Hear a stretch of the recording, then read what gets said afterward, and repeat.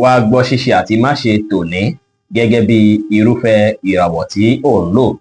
Mo kí Ọlọ́run ọba, mo ṣèbà Olódùmarè, ìbà akọ́dá ayé, ìbà aṣẹ̀dá ọ̀run, mo ṣèbà Ọ̀rúnmìlà atórí ẹni tí ò sunwọ̀n ṣe, mo júbà ọkùnrin, mo júbà obìnrin, mo kí gbogbo ojú tó ń wò mí níbikíbi tí ẹ ti ń gbọ́ mi káàkiri àgbáńlá ayé. Èyí ni ìwádìí ojoojúmọ́ fún gbogbo ìràwọ̀ pátá àti ṣíṣe àti máṣe fún gbogbo ìràwọ̀ pátá ti tòní, tí ń ṣe ọjọ́ Tuesday, June 3 ọdún 2025 tá wà nú ẹ̀ yìí. Ẹ̀yin tẹ́ ń wò mí pátá, ẹ dákun ẹ dábọ̀ ẹ bá ń share fídíò yìí kó kárí ilé kó kárí oko, kó lè jẹ́ ìwúlò àti àǹfààní fún ọ̀pọ̀lọpọ̀ ènìyàn.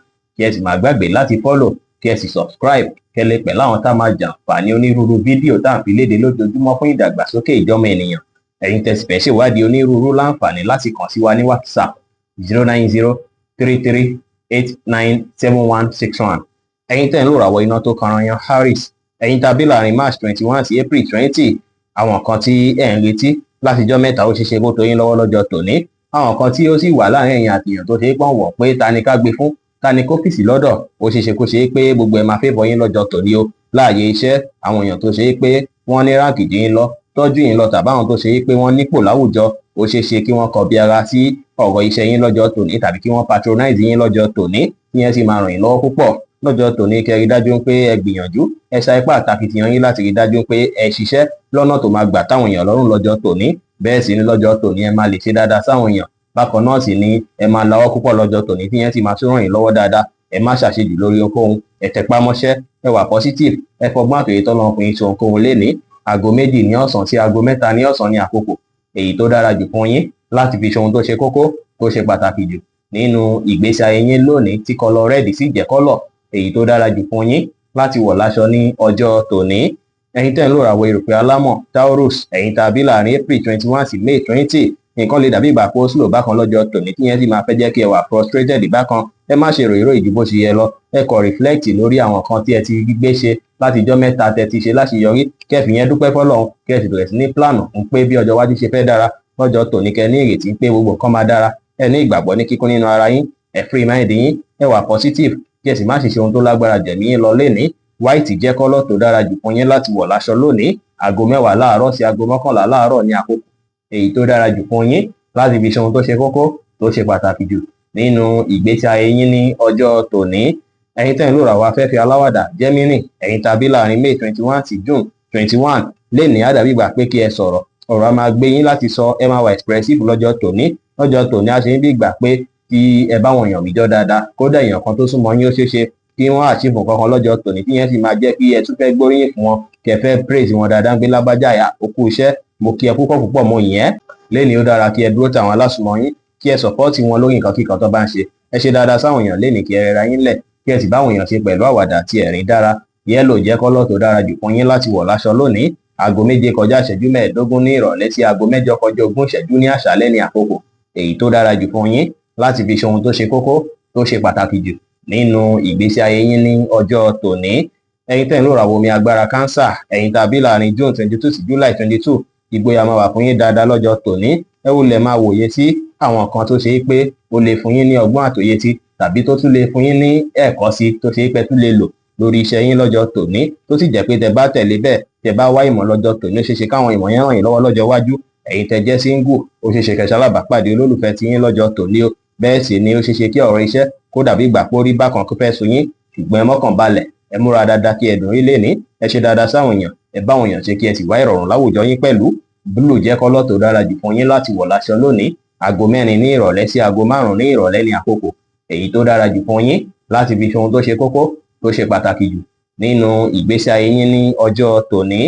Ẹ̀yin tẹ́ ń lò ràwọ̀ iná tó gbóná riri Leo, ẹ̀yin tàbí láàrin July 23 sí August 22, ẹ rí dájú pé ẹ wà determine, kí ẹ sì ní ìfaradà lórí iṣẹ́ tí ẹ bá ń ṣe lọ́jọ́ tòní. Ó ṣeéṣe kọjọ́ tòní dàbí ìgbà pé mood yín ò fẹ́ kọ́kọ́ dára, ṣùgbọ́n tẹ́ bá wà positive, nǹkan máa yàtọ̀ kí ilẹ̀ tó ṣú, tí mood yín á tún padà dára sí. Ẹ má ṣàṣejù lórí ohunkóhun tí ẹ bá ń ṣe, kó má bàa bí issue fún yín láàyè iṣẹ́. Lénìí sì rèé, ẹ má wulẹ̀ waste energy yín àbí waste time yín láti máa complain nípa bí nǹkan ṣe ń ṣẹlẹ̀. Solution ni kí ẹ wá ní gbogbo ọ̀nà tẹ́ sì máa rí.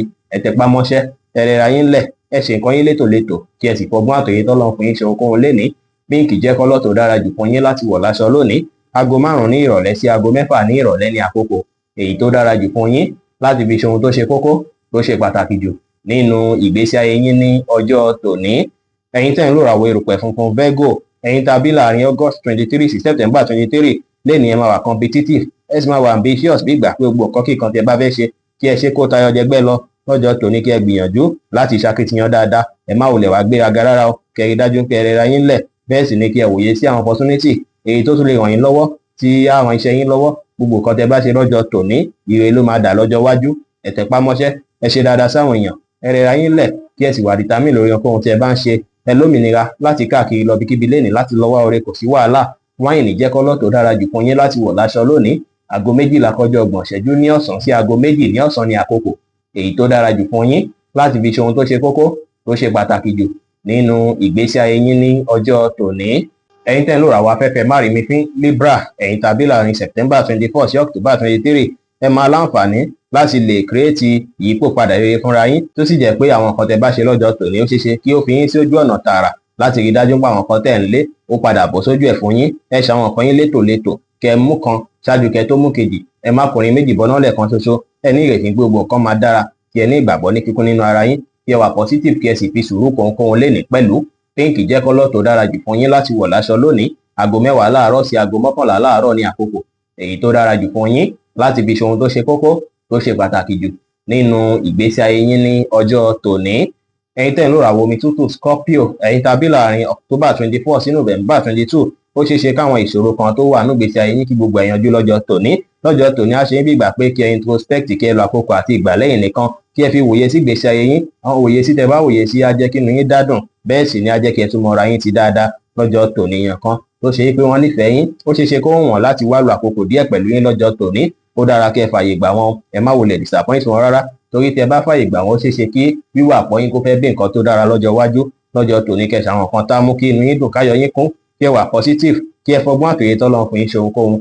Green jẹ́ kọ́lọ́ tó dára jù fún yín láti wọ̀ láṣọ lónìí. Aago 9 láàárọ̀ sí aago 10 láàárọ̀ ní àkókò èyí tó dára jù fún yín láti fi ṣe ohun tó ṣe kókó tó ṣe pàtàkì jù nínú ìgbésí ayé yín ní ọjọ́ tòní.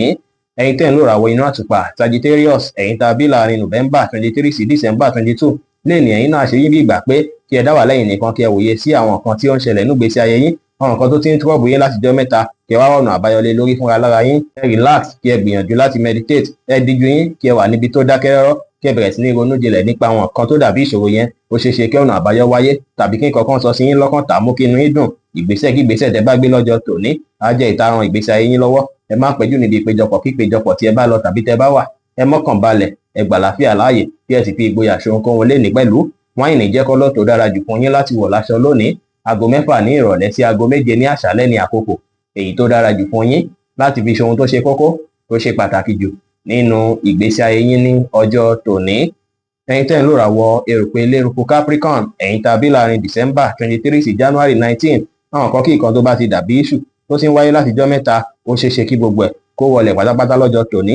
Pàápàá àwọn iṣu tó ṣe pé wọ́n fún yín láìbalẹ̀ ọkàn pé báwo ni kíní ṣe lọ yìí, báwo ló ṣe jẹ́ yìí, ó ṣeéṣe kó ṣe pé gbogbo ẹ̀ máa padà favour yín. Lọ́jọ́ tòní ẹ máa láǹfààní láti wá padà gbajúmọ̀ àwọn nǹkan tẹ́ ń ṣe lójoojúmọ́ padà, tí ò ní fi bẹ́ẹ̀ sí distraction rẹpẹtẹ látàrí nǹkan wọ̀nyí. Léni kí ẹ rí dájú pé ẹ lo àkókò àti ìgbà tó dára pẹ̀lú mọ̀lẹ́bí àtàwọn alásùnmọ́ yín. Ìyẹn á bí kí inú yín dùn, káyọ̀ yín tún kún. Ẹ gbájúmọ́ṣẹ́ kẹ́ tún lè ròrè gbámú léni.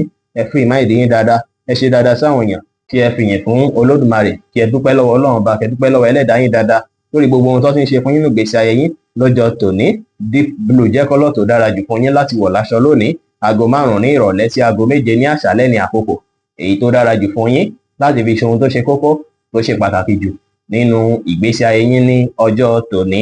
Ẹ̀yin tẹ́ ń lò ràwọ̀ afẹ́fẹ́ oníbínú Aquarius, ẹ̀yin tàbí láàrin January 20 sí February 19 ó ṣeéṣe kí ọkàn yín pòrúurú, tàbí kí inú fẹ́ dèdè máa bí yín, tàbí kẹfẹ́ máa kanra bákan lọ́jọ́ tòní.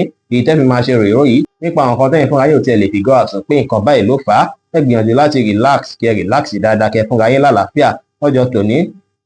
Ó ṣeéṣe kó ṣe pé àwọn stress tẹ́ ti go through láti jọ́ mẹ́ta, tàbí àwọn nǹkan kan tẹ́yìn fẹ́ kó tó yín lọ́wọ́ tó dàbí ìgbà pé ó ti ń rí bákan ni ó fa àwọn nǹkan wọ̀nyí. Ṣùgbọ́n ju gbogbo ẹ̀ lọ, ẹ gbìyànjú láti ṣe àwọn nǹkan tá mú kí inú yín dùn, káyọ̀ yín kún.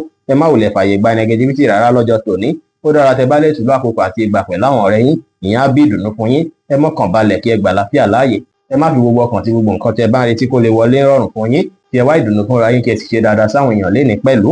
Aago 5 ní ìrọ̀lẹ́ sí aago 6 ní ìrọ̀lẹ́ ní àkókò èyí tó dára jù fún yín láti fi ṣe ohun tó ṣe kókó tó ṣe pàtàkì jù nínú ìgbésí ayé yín lónìí tí kọ́lọ̀ brown sì jẹ́ kọ́lọ̀ èyí tó dára jù fún yín láti wọ̀ láṣọ ní ọjọ́ tòní.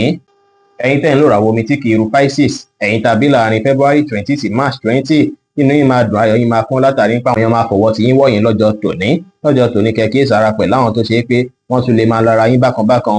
Ọ̀dọ̀ ìyẹn ò ṣe nǹkan tó kàn yín rẹpẹtẹ, ṣùgbọ́n ẹ má jẹ́ kí owó bọ́ bá ṣe ń sọ àbí bó bá ṣe ń wà yín lára, ẹ má jẹ́ kó affect yín rárá. Ẹ wò lè rẹra yín lẹ̀, ẹ má dá sọ́rọ̀ tí wọ́n pè yín sílẹ̀ ní àbí èyí tí ó kàn yín. Ẹ rí dájú pé ẹ pa àwọn àṣírí kọ̀ọ̀kan yín mọ́ àtàwọn nǹkan dáadáa tó ń lọ́nù gbèsè ayé yín kí ẹ pa mọ́ láṣìírí lénìí. Ẹ má sọ̀rọ̀ àsọjù láwùjọ, ẹ wá àkókò láti ṣe prayer, ó dára kẹ́ ṣe bẹ́ẹ̀ lénìí. Wáìnì jẹ́ kọ́lọ̀ tó dára jù fún yín láti wọ̀ láṣọ lónìí. Aago 4 ní ìrọ̀lẹ́ sí aago 6 ní ìrọ̀lẹ́ ní àkókò èyí tó dára jù fún yín láti fi ṣe ohun tó ṣe kókó tó ṣe pàtàkì jù nínú ìgbésí ayé yín ní ọjọ́ tòní. Bí ó ṣe jẹ́ nìyẹn fún gbogbo irúfẹ́ ìràwọ̀ méjìlá tó wà pátá. Ẹ̀yin tẹ́ ń wò mí pátá, ẹ má gbàgbé pé Ọlọ́run Olódùmarè nìkan lọ́ba tó ní ìmọ̀ jùlọ. Fẹ́yìn tẹ́ fẹ́ ṣèwádìí onírúurú, ẹ láǹfààní láti kàn sí wa ní WhatsApp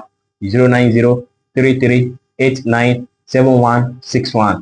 Ire gbogbo á jẹ́ tiwa lónìí, lọ́sẹ̀ yìí, lóṣù yìí àti ní gbogbo ọjọ́ ayé wa láṣẹ Ìdùmarè. Ire o.